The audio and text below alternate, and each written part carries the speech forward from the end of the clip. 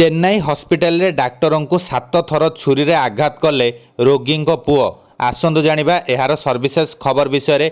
बुधवार दिन चेन्नईर एक सरकारी डाक्तरखाना रे जणे रोगी पुओ डाक्टर को छुरी माड़ करिथिबा पुलिस कहिछि। डाक्टर बालाजी 7 थर छुरी माड़ खाई एवं गुरुतर अवस्था रे चिकित्सित हेउछन्ति। डाक्टर को छुरी रे आघात करिथिबा चेन्नईर बासिंदा विघ्नेश को एवं गिरफ करा जायछि बोली अधिकारी माने कहिसन्ति। विघ्नेश को मां को जे डाक्तरखाना रे भर्ती करा जायथिला से सेठारे ही एपरि कांड घटाइथिबा जानिबाकू मिलिछि। एही घटना कलाईगंजर शताब्दी हॉस्पिटल रो कर्कट वार्ड रे घटिथिला।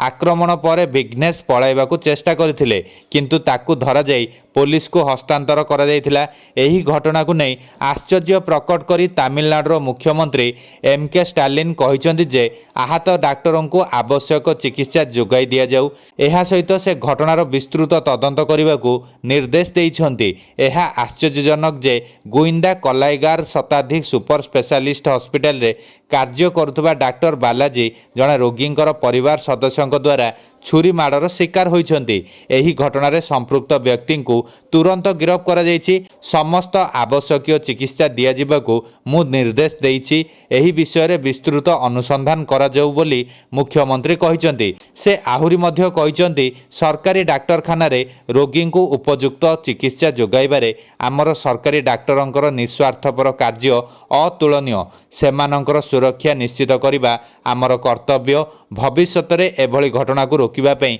सरकार समस्त पदक्षेप नेबे।